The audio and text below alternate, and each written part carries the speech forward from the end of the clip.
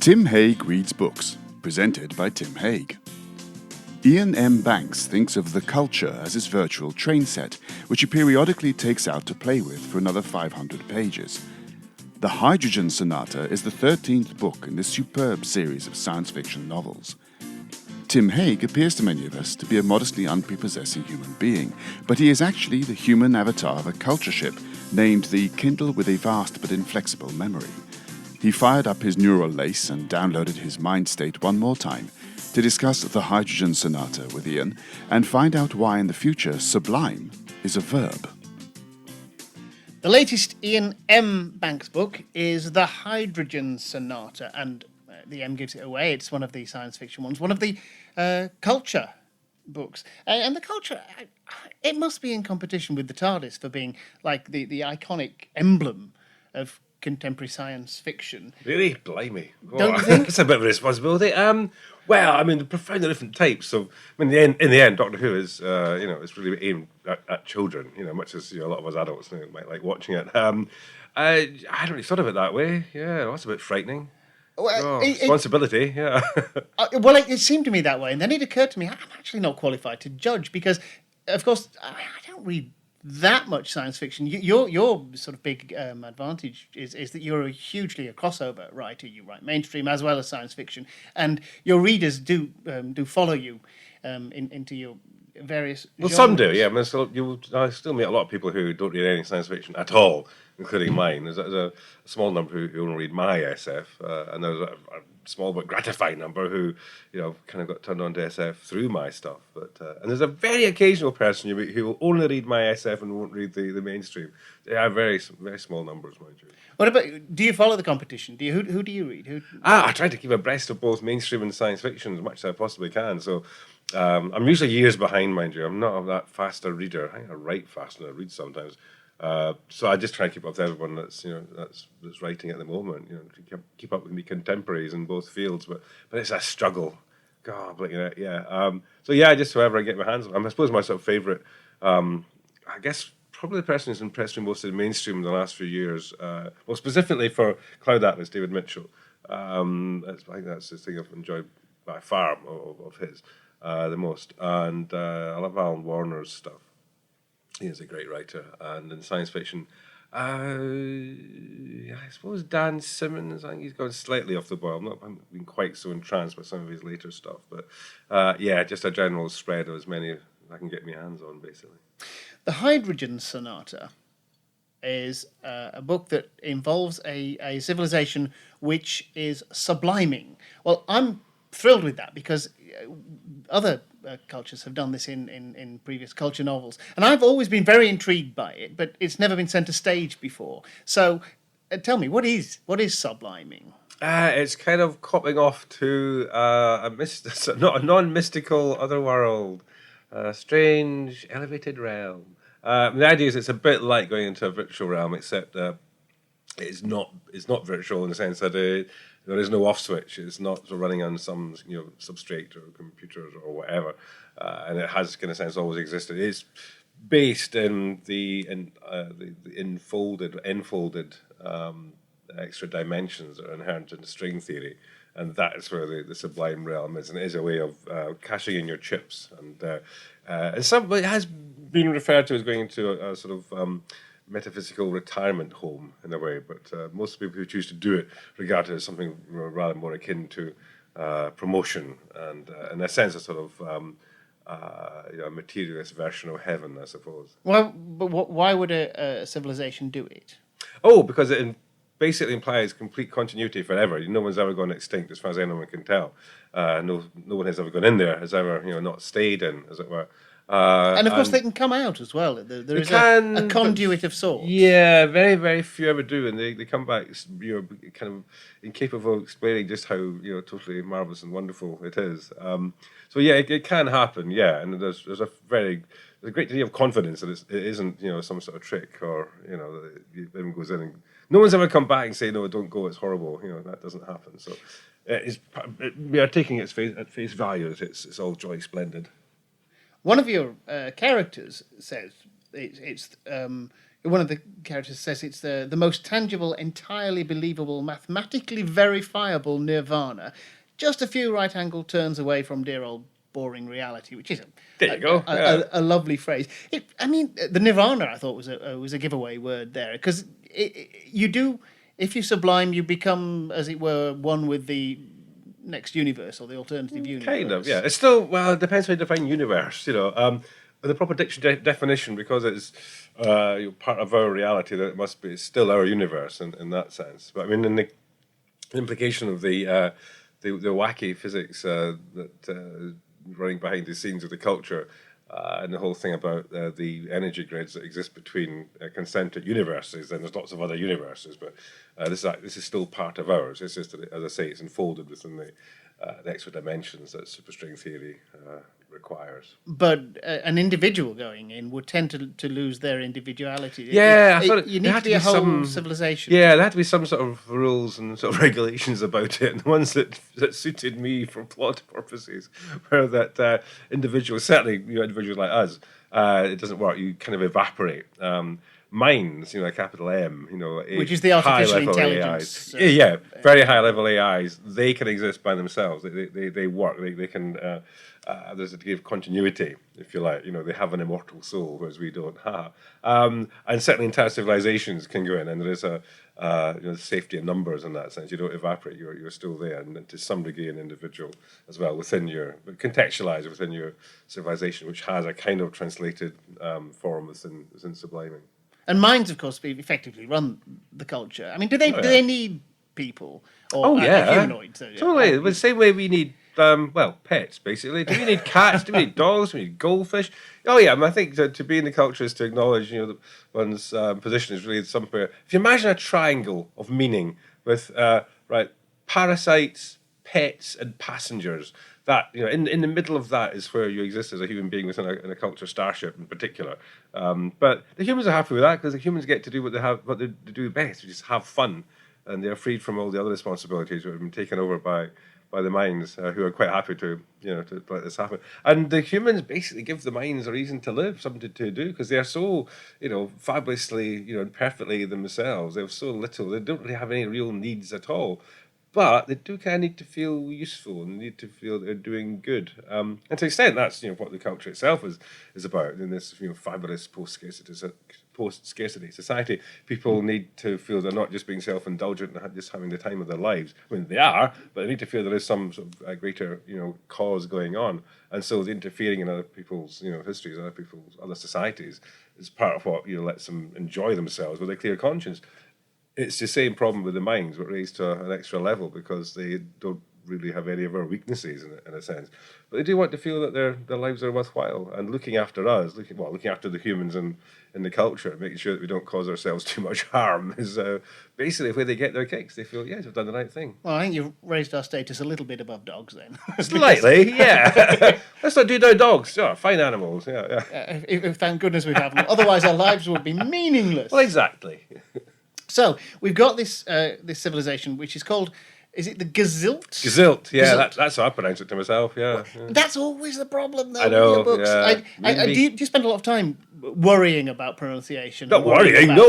Names because I look at these and I think, oh yeah, I'm fine with that when it's written on the page, but then I'm going to be talking to you and I'm thinking... I know, yeah, it's a problem. How do I pronounce that? Yeah, I know. There's a chap who was doing the Culture series as his... a specialist subject on Mastermind. And so I had the BBC pronunciation department call up and say, Mr. Humphreys needs to know how to pronounce these words. And I had to go. I was making some up as I went along, quite frankly, because a lot of the stuff it's just how shape on the page, and I had to decide how it was actually going to be pronounced. Obviously the people doing the audiobooks must just wing it, I guess. But they've always done a good job so far. So well done. I mean, do you fret at all when you're making up names? Because there are a lot of made-up names. No, basically. In Stonemouth, in the last of the mainstream books, it's pretty easy. The hero's name is Stuart. Yeah. Well, we can all cope with that. And then, the second most important character is called Ellie. Again, easy to pronounce. You've got a character called... Well, is she Veer Cossant? Veer Cossant. Yeah. She's, I think, the main character. Lieutenant Commander Reserve, Veer Cossant. Yes. We've got I've pronounced him Shiminer. Am I going Excuse me? It's Ximiner. Well, I think the convention, I think with X is it's pronounced as a letter Z, so it's Oh, Ziminer. Ziminer. I think Okay. so. Yeah, that's how I understand it. See, Anyway, I once yeah. learned a little bit of Chinese, and that would be a Ah, then. I was So- with the word, yeah. And, right and I enough, suspect yeah. that's what your readers do. They Oh, they they look like, at it and they yeah. pronounce it in whatever way, whichever Makes foreign sense. language they've got a slattering of. Whatever their background is. That informs their Fair enough. pronunciation. I'm quite cool with guessing. that. Yeah, that's all right. And then there's one called is he Quiria? Chiria? Churia, I think I Churia. went for Churia, yeah. You say that would be Chinese Or was it pronunciation. Quiria? I can't remember now. I could have changed I've my put you mind on the spot, halfway Ian. through. Sorry about that. No, that's okay. No, it was it was a wonderful discovery, the fact that Scrabble will accept QI, as a word you can put down. Both my girlfriend and myself, we played Scrabble often for on the train or whatever. A wonderful discovery. So you no longer had to wait for that U before you could do anything with the Q that was sitting there and potentially costing you 10 points in your rack. So I think it might have been Chi, which is again a correct Chinese pronunciation as far as I understand it, or maybe Quiria. I don't think I ever quite settled that in one head, quite frankly. Well, we'll busk it. Well, let 1,000 flowers bloom. That's what I say. Well, Vera Cassant is part of the Gazilt. She's got 4 arms. She has, yeah. She's had surgery done, so specifically so that she can play the antagonistic undicagon string, which is for the short version of which name is the 11 string. Although confusingly, it actually has 24 strings. And it was actually created, as you make clear, to play a piece of music that had been written. In fact, its name is T.C. Valabier's 26-string specific sonata for an instrument yet to be invented, which they then invent, and which then she and that has another name. It's called the Hydrogen Sonata. Okay, the Hydrogen Sonata, impossible to play, and not good to listen to. Rubbish, yeah, just terrible, ghastly atonal stuff. It looks brilliant on the page. It's really good. That's where it really lives and breathes, is on the page. And particularly when it's one of the ships, being a ship, being a mind, it actually invents a new form of musical notation to make it even more beautiful. But to actually listen to it is ghastly, I speak as someone who I have very sort of conventional taste in music in the sense that I like melody. I've realised over the years the thing that means the most to me in music, it's not lyrics, much as I can love and respect lyrics or a beat, because I'm not really that bothered about dancing. It's melody that really does it for me, and so I find the vast majority of what you might call modern classical music mostly unlistenable, frankly. So that's me kind of putting my oar in there and saying this is you described what this it's piece. about. It starts off on a single sustained note, which is at the very top of the instrument. The idea is that it's then- meant to be part of an entire sort of suite or collection. So it's called the Hydrogen Sonata. So it's meant to represent hydrogen, which obviously only has 2 fundamental particles. So that's why it's got just one thing and then a second thing at the start. So it's like your nucleus and then your electron. And then the chord comes in, and then it gets very quickly much more complicated. And in theory, there would be about 100 of them. The Gazilt also are interesting because they have a holy book, which is unique in the universe because Yeah, because it tells the truth demonstrably. It actually makes, in a sense, scientific, it makes assumptions, or it comes up with ideas that turn out to be true.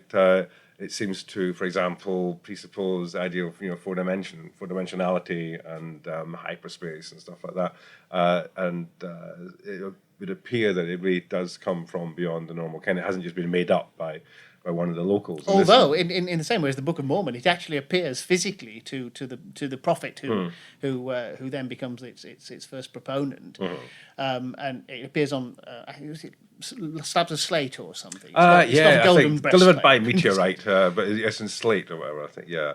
But that's the idea. Is it does. It's the only holy book that kind of looks like it might be in some sense, pucker. It actually looks genuine. Because as science develops, it turns out to be true. Yeah, precisely. Yeah, no one could have known that at the time. Yeah. We've said this before, but you never miss a trick, do you? To have a go at these religious tropes and these conventions. Oh yeah, I think religion still needs a good kicking at every possible opportunity. My line in that hasn't hasn't mellowed in the least. Absolutely not. Well, there's still most people still believe in it. I'm in a tiny minority of people who just think it's all nonsense. That's where it is. That's where people want to live their lives. Most people do believe so. But I just think you can't let that go. You have to. I'm lucky I live in a society that lets me do that as well, without being, sort of threatened with death or imprisonment or something. So I'm making full use of it, basically.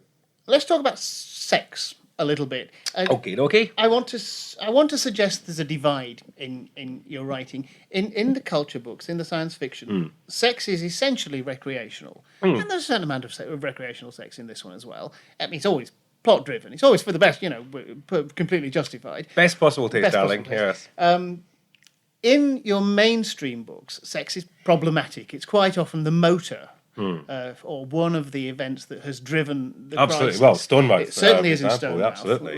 When Stuart misbehaves with Well, Gel. quite, yes. In the steep approach to Garberdale, there's a background crucial sex issue. Does that tell us something about your outlook? Do you look forward to a time when sex is purely recreational and doesn't create any problems for us? I think it'll always create problems for us. I think as long as we remain, demonstrably human, I think we're always going to get the various meanings of love mixed up. We said love, and we talked about the act of love.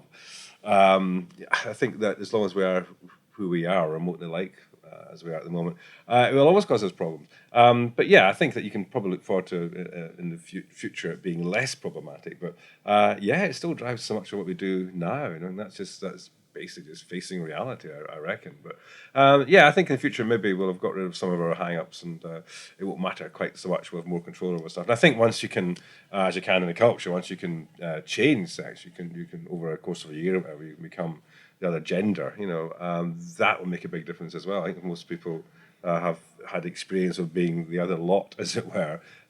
You'll be less inclined to sort of sexism, whatever. Well, So you might be a bit optimistic. perhaps I am. Who can But say? what I think is consistent in your writing in both strands is that women know what they're doing. Women know where they're coming from in your books. Men can stray and get lost in themselves. On the whole, the women actually know who they are. I think so. Yeah. I mean, it struck me long ago. I mean, I think even before the first culture book was actually published, that in many ways the ethos of the culture is female. It's more sort of female than male in a way. And that's one reason why. Or grown up, to use another term. Yes, well, exactly, mature. Yeah, not daft boys. So I think that's quite a deliberate thing. But I like women. I respect them. I think they're often much more sensible than us chaps. And also, and to some degree, also, it's kind of trying to redress the balance of it. I mean, so much of our literature and our entertainment and art and so on is from a male perspective, especially sort of popular entertainment, I guess. And I can remember growing up watching stuff where it looked like no woman could ever run unless a man was holding her hand. And if they're running away from the bad guys, They twisted their ankle. they always tripped over, the tree root, whatever, and he had to go back to her and protect her and so on, blah blah. And then you that had the stuff Avengers. annoyed me so. Now we're talking. And Yeah, Diana Diana Rigg, Rigg, who came and yes. kicked ass for Steve. Absolutely, yeah. Which was fabulous, yeah. But that's just the one instance. There was far too little. There was so much other stuff that was just back to the same old sexist stereotypes. So there's an element of trying to redress the balance of it just by coming down hard on that end of the seesaw, as it were. Well, let's go back to Vera Cossant then a bit. One of the intriguing things about her is that she has a familiar. It presumably is an artificial. It's not. It's not. It is, organic. But what is it? It just looks like a scarf, and it's just it's a pet, it's a companion. It talks to her. Something you can talk to. Yeah. It's like a pet. Yeah, basically, yeah. It's a sort of an intelligent pet, a very intelligent pet. I guess smart, almost as smart as she is, and she's quite smart. But at the same time, there's no doubt about what the relationship is about. She's in charge, and the pet is slightly annoying. Yeah, so isn't as smart as her. It's a bit trite as well. You do like your artificial intelligences, though. You've got an android in this book who is convinced that it's all a simulation, and that what is happening and the perils that they're in is going to come to the end, and it'll turn off. It'll get rebooted. Yes. It's a terrifying thought. I know. Yeah, that's an idea I had lying around for a while. Just thought it'd be a nice place to employ in this book. I just like that sort of perspective. I mean, it's kind of the way the machines think anyway. If you can get rebooted, no matter what happens to you, you're effectively immortal because you've got backups, and you kind of But don't care that's anyway, true for the people as well. That some, yeah. I mean, they, not for Vera, for example. not for her but, because she yeah. doesn't have the neural substrate. Yeah, it doesn't have the neural lace. that, Yeah. that would allow her mind state to be read. Yeah, But right. the other ones who do, and the important ones, can be backed up, which is Absolutely. Yeah. also quite chilling thought. Well, yeah, and because in the end you still die. You know, there might be another you comes along, but you effectively do still die. But I mean, arguably that's a problem in Star Trek as well. You know, the transporter, we say get destroyed and then recreated. You know. This character Chi-Rhea, though, he's been living for like 10,000 years. He's fantastic. He's achieved this trick of not dying. Absolutely, yes. And he has a philosophy. Life has no meaning or its own meaning. And as he gets older, he says he watches people be cruel and malevolent, and he says the compassionate in that circumstance will commit suicide as they watch what they're prone will do to each to other. that. Yeah, And the slightly unkind, among whom he counts himself, yes. will just take an interest in the new ways that people find to torment each other. Is that your outlook? I think it is becoming so. Yeah, as I've got older, you know, and you see your fresh generations being as stupid, you know, as earlier ones. Yeah, there's a bit of that. I think there's obviously it's a huge exaggeration. You know, I'm not even 60 yet, whereas he is like nearly 10,000. So you see it a bit more. Yeah, but I think there's an element of that certainly. Yeah, and you get used to people, you know, not understanding understanding history, not getting history, not studying history. I think if you just live your life from first principles, then you will be inclined to make the same mistakes as earlier generations. Even you might despise them for what they've done, or at least there's that attitude that the young always have. Thank goodness in a way of, well, look at the state of this world. What were you thinking? To the elders and supposedly better. The answers generally weren't actually thinking very much exactly. about it. Yeah, and so they get to it and they sort of spit in the palms and rub the sleeves and get stuck into it. And you need that youthful enthusiasm. You absolutely have to have that. Otherwise, there's probably no progress at all. But at the same time, eventually, people do often get a bit, sort of jaundiced about the whole thing, and you realise that, well, actually, they set out with exactly the previous generation set out with the same, sort of idealism and determination to make the world anew, and you're sort of part of a continuous, sort of rolling boil. As old as he is, though, Chi-Rhea also he can park his memories in various bits of his body and have them removed, so he doesn't have to remember. Yeah, them. in case they're risky. In case they're troublesome. Yes, which he does. And then that's a very large part of the book is the search for deliberately emplaced and removed memories. Yeah. In pretty much all of your science fiction books, there'll be at least one, usually several, images that just stay with the reader forever. I mean, Good. in the Player of Games, that planet on which there's a sort of rolling the fire conflagration, planet. the fire planet that's going round and round the planet like once a year or something. I can't forget. And in Consider Phoebus, there was like a 2-kilometer high train at one point out of control. I mean, do you look for something? Do you think, this will get them going? The Girdle City in this book, in the Hydrogen Sonata, is a city that's been built by another civilization, not the Gazille, but they've taken it over. A long gone civilization that just for fun has built a city that goes all the way around the equator of the world. And sticks above the atmosphere, yeah. And I mean, that I'm absolutely sure will do the same thing. I will be able to think of that 5 years from now and remember where and it'll look good if they ever make a film of it, we Vanishingly unlikely that might appear at the moment. CGI. They did Inception and The Matrix. Yeah, I just which has mean got lots of these kinds have of to things. want to make a film in the first place. That's what I mean. I mean, it's not me. It's much more enthusiastic than that. It's just me trying to think of stuff that will impress me. I'm not sure I'm trying to think what you will like impress my scale as readers. well, I love it. Yeah, and it's one of the great benefits of writing science fiction is that you can just do anything of any size, and because you're doing it in prose rather than actually with CGI or anything that might cost money, to produce images thereof. Scale doesn't matter in written science fiction. It takes just as many words to describe something that's tiny as something that's incomparably, vast, whatever. So, you've got an infinite special effects budget, so you might as well use it. That's always been my attitude. Yeah. Well, there are bound to be bits and pieces that I've sort of lost track of in the previous books as well. Have you ever thought about doing a Silmarillion of the culture? I do have a thing called Culture Facts that I refer to, which is, it started out when I realised I couldn't remember what colour the drones' aura fields turned when they were angry or whatever.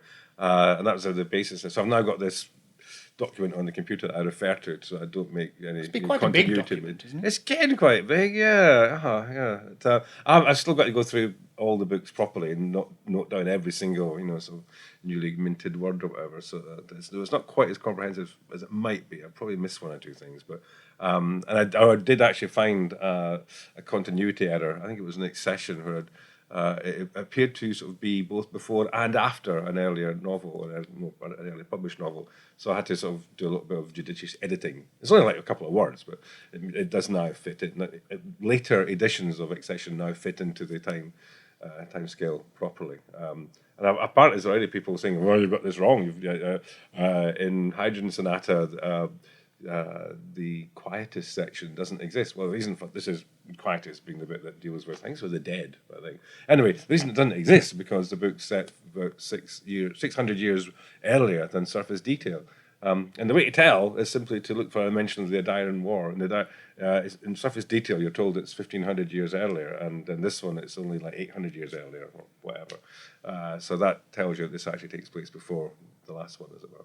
Wow.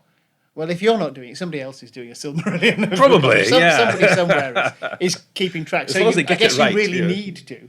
Yeah, well, I do. I say, particularly as the series goes on, I do have to. Because you do attract the kinds of fans who will know and will. Yeah, I bet they come up to you in signings with a sort of wild eye and say, Iain, is it not true that? And well, not so far. Which, I mean, either they don't care, or I've just got it so devastatingly correct every single time. There's no mistakes to notice. I doubt that, mind you. Have those fans picked up on ebooks significantly? I was thinking, science fiction, he'll be selling more in ebooks than he is in hardback. But then I wondered about that. I can imagine all those people wanting it in their hand. I suppose. I don't know. I never look at the figures, to be honest. So I take a very sort of patrician. What you would want, because the cover is beautiful. Oh, it is. You need a Kindle quite cover tactile as well, with the Hydrogen Sonata image on it, so you can put it on your Kindle while you're reading, or your. You also want some sort of form of touchscreen, so someone can give you the Kindle, and you can actually, you can do a signature on it, so that when you open up the book subsequently, it will have a dedication to the individual and your name there on. At the moment, I've signed a few Kindles in my time, but you have to use one of these silver or gold pens and do it on the back. And I asked, should I leave room for other writers? No, just you, Iain, yeah. please. I'll be coming back for the next one. Try to get out my dental drill and it's $1 million incise idea. it onto the screen. That'd be even better. Well, the new book is The Hydrogen Sonata. It's £20. Iain M. Banks. Thank you very much. Suppose, my pleasure. That was Tim Haig Reads Books. Tim Haig Reads Books is a Green Shoot production. You can find out more at www.green-shoot.com, and Tim can be contacted on tim@green-shoot.com.